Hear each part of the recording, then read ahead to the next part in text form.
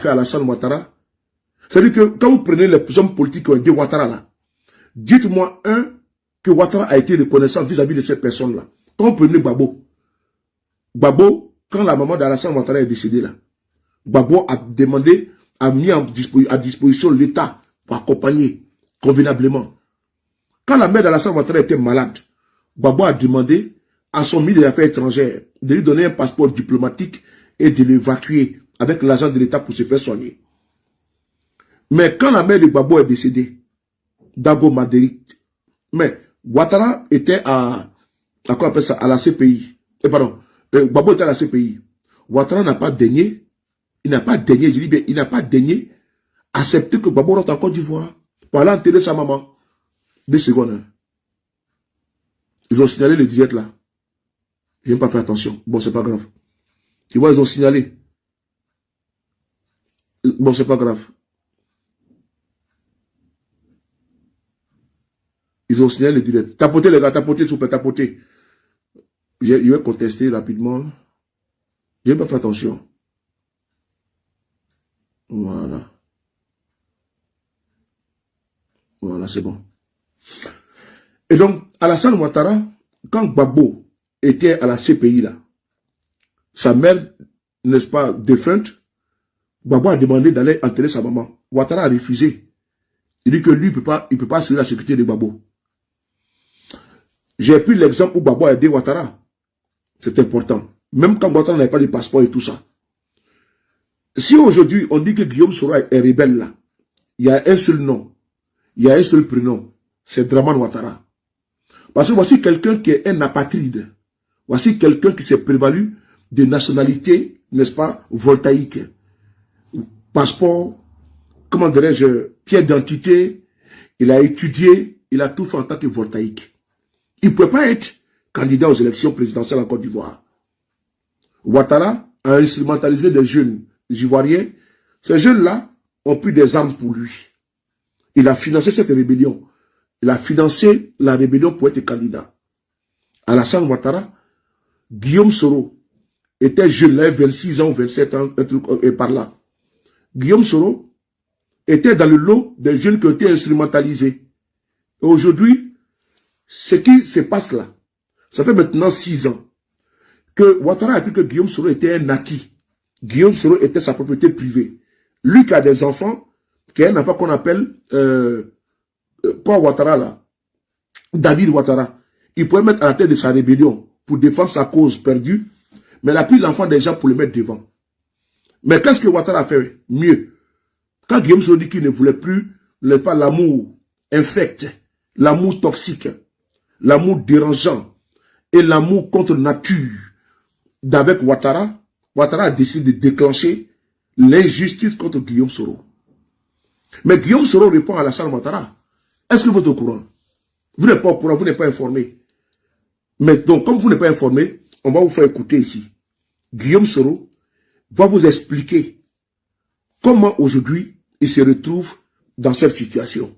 Je tenais à faire cette petite vidéo là pour que vous n'oubliez jamais que Guillaume Soro n'a jamais voulu faire de coup d'état contre Alassane Ouattara. Tapotez, tapotez, je suis le dieu tapotez. Donc, il n'a jamais voulu faire et il n'a jamais tenté, il n'a jamais eu de velléité, d'ambition de faire un coup d'état comme Alassane Ouattara, contre Alassane Ouattara. Mais c'est Alassane Ouattara qui vient instrumentaliser des magistrats afin de pouvoir condamner Guillaume Soro à perpétuité. Ce qui est bon dans les films, c'est que tous ceux qui ont comploté contre Guillaume Soro paieront le prix. Je le dis, ils vont payer les prix forts. Ça, il faut qu'ils le sachent. Que ce soit les magistrats ou certains policiers ou gendarmes là, ils vont payer les prix forts. C'est très important.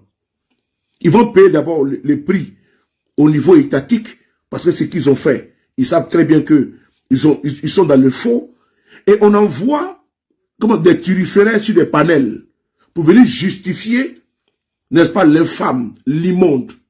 On va ici écouter ensemble, vous et moi, et puis ça dure seulement que quelques minutes. On écoute ensemble.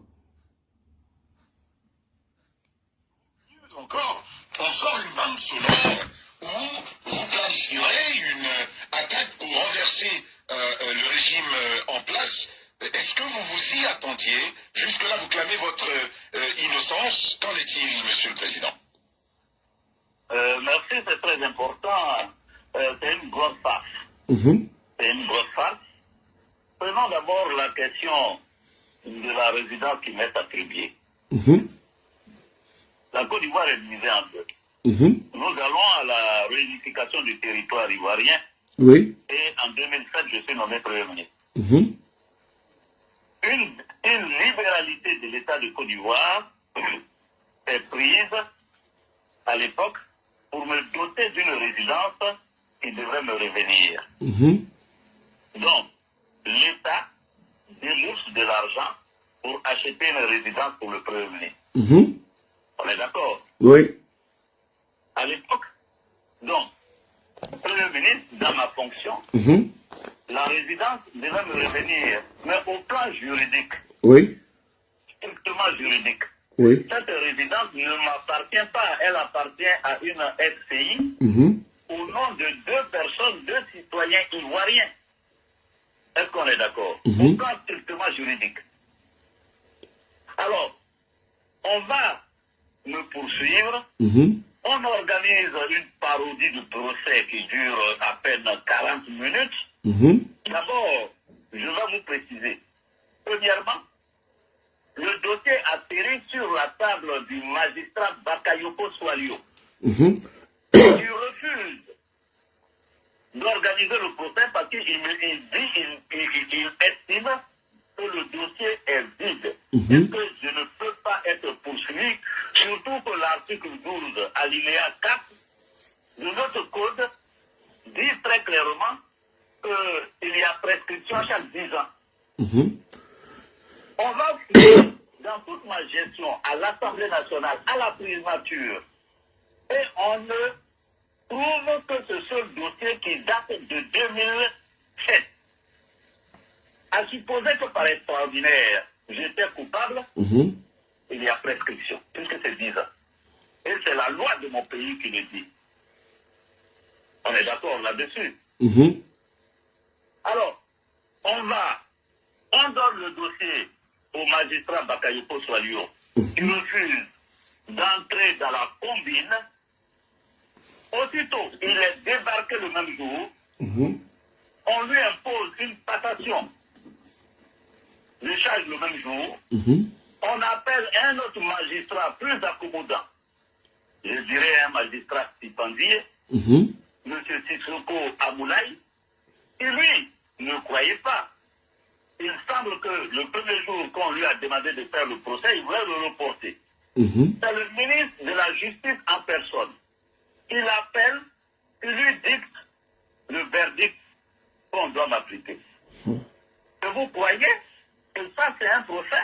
Et c'est à raison d'ailleurs que la Cour africaine des droits de l'homme et des peuples avait déjà statué sur le même fait, pour dire que M. Soro ne peut pas être poursuivi. Alors vous voyez très simplement que quand les juges sont libres pour juger une affaire, ils donnent au droit des lettres de noblesse. Mais quand on est dans une justice corrompue comme la nôtre en Côte d'Ivoire, corrompue au sens où c'est le ministre de la Justice qui dicte un verdict à un magistrat et qu'on applique, on voit bien qu'en réalité, c'était un procès politique et qu'en réalité, on visait simplement à m'écarter de l'élection présidentielle. Sinon, dans une affaire où on dit que quelqu'un a détourné, et c'est l'État, et que quelqu'un a récélé, on va poursuivre celui qu'on accuse de recel et on ne poursuit pas celui qui a détourné et on ne poursuit pas les propriétaires de... Vous voulez rigoler? Donc, ce qui me choque dans ce dossier, c'est que M. Alassane Ouattara soit capable d'organiser, d'instruire de telles parodies de procès. Et ça, c'est dangereux. Nous n'aurons pas d'état de droit en Côte d'Ivoire tant que la justice ne sera pas libre, tant que la justice ne sera pas indépendante. Et malheureusement, nous sommes dans le cas d'espèce. En ce qui concerne la question d'un coup d'État ou... Voilà. Vous avez tous entendu, non? On est tous au même niveau d'information. On n'a même plus besoin de faire des contradictions sur ça. On n'a même pas besoin même d'aller chercher Guillaume Soro ici, là. Il va vous dire. Je l'ai toujours dit que l'enregistrement audio qui a été joué là, nous reconnaissons ça. Afoussi est sorti, elle dit elle reconnaît. Mais ce n'est pas tout. Nous avons tout joué. Le Kangaba, comment tu vois? Qu'il joue tout l'audio, on va entendre. Ils n'ont pas joué. Si Alassane Ouattara est arrivé à faire ça à Guillaume Soro là, quand les Christ, ils ont voulu le crucifier, sous Ponce Pilate, et les femmes ont commencé à pleurer, le Christ dit, si on arrive à faire ça au bois vert, qu'est-ce qui va arriver au bois mort? Parce que si lui, le Christ, on arrive à le crucifier, le frapper comme ça, et vous, qui n'êtes pas loin de Dieu, qu'est-ce qui va vous arriver? Donc, je dis aux militants du FDS zélés là, qui veulent justifier tout sur les panels. Vos vidéos sont enregistrées. Hein? D'abord que nos vidéos sont enregistrées et puis gardées là. C'est comme ça pour pouvoir enregistrer pour garder. Demain là, il n'y a pas pour dire que je me suis trompé. Ça fait 6 ans qu'on vous explique. Demain là, t'as vu que quel que soit Alpha, Ouattara là, lui c'est fini pour lui. Il est sur la porte de sortie. Il est vers la porte de sortie. Il est à la porte de sortie. Mais c'est vous là, on va régler ça entre nous. Ça je l'ai dit, on va régler ça entre nous. Vous qui avez soutenu ça là, on va régler ça entre nous. Vous qui avez su les panels, vous avez été prolixe, trop verbeux, afin de pouvoir venir justifier l'injustifiable, c'est vous. C'est avec vous qu'on va parler. Vous avez dit que Guillaume Soro voulait faire coup d'État. On va poser la question à Guillaume Soro, lui-même. A-t-il voulu faire un coup d'État?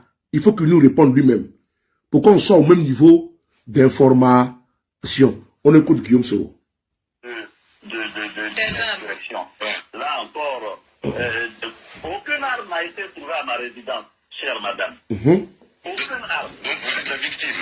Vous êtes victime. Je dis bien, aucune arme n'a été trouvée à ma résidence. Pourtant, Monsieur le Président, à la RTI, on nous a bien montré ces images des armes enfouies le long de la lagune dans la résidence. Oui, non, ma résidence, ils ont trouvé des armes à Assini. C'est à plus de 100 km donc, de ma résidence de Marcory à Abidjan. C'est pas un peu trop facile de prendre cette posture victimaire, monsieur le Premier ministre? Monsieur le Premier ministre, c'est pas un peu trop facile de prendre cette posture victimaire? Non, ce sont les faits. Ce sont les faits. Je ne parle pas d'émotion ici. Je parle de faits. Donc, en ce qui concerne la question du coup d'État, mais il n'y a pas... Qu'on me sorte le nom d'un seul militaire avec qui j'ai voulu faire ce coup d'État en Côte d'Ivoire. 9 mois après, on est incapable de nous dire avec quel militaire j'ai voulu faire le coup d'État. D'abord, il faut savoir que les charges changent. À un moment, il voulait organiser une insurrection. À un moment, c'est un coup d'État qu'il voulait faire à M. Ouattara et à son épouse. Donc, c'est effarant. Et c'est même ridicule de voir comment M. Ouattara, lui-même qui a été accusé en Côte d'Ivoire de coup d'État, d'ailleurs, vous les journalistes, aujourd'hui, vous avez voulu me faire dire que Ouattara était le père de la rébellion, n'est-ce pas? Non, on a posé des questions. On a posé des questions, monsieur. Oui, bien sûr. Mais je réponds à vos questions, M. Ouattara lui-même, qui a été à plusieurs reprises en Côte d'Ivoire, accusé d'avoir organisé des coups d'État, d'avoir organisé des rébellions. Que ce soit lui, il vienne et qui essaie de prendre quelqu'un à défaut d'un coup d'État ou d'une insurrection. Mais Monsieur le Président, cet audio dont on parle, dans lequel on entend votre voix, est-ce un montage également? Venir, madame. Non. J'allais en venir. Écoutez maintenant l'audio qui a été joué. Où on dit Guillaume Soro voulait faire coup d'État là. Écoutez l'audio qui a été joué. Écoutez l'audio là. Qu'ils ont brandi puis ils ont donné perpétuité là. Alassane Ouattara connaissait l'audio. Mais c'est Guillaume Soro lui-même qui est parti avertir Alassane Ouattara. Alassane Ouattara est méchant, hein, les gars. Alassane Ouattara est cruel.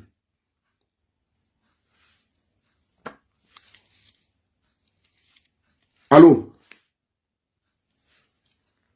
Tu es arrivé? Ok, je suis là dans 7 minutes, ok. Désolé, j'ai eu un appel là, j'ai eu un appel. Tapotez les gars, tapotez les gars, tapotez.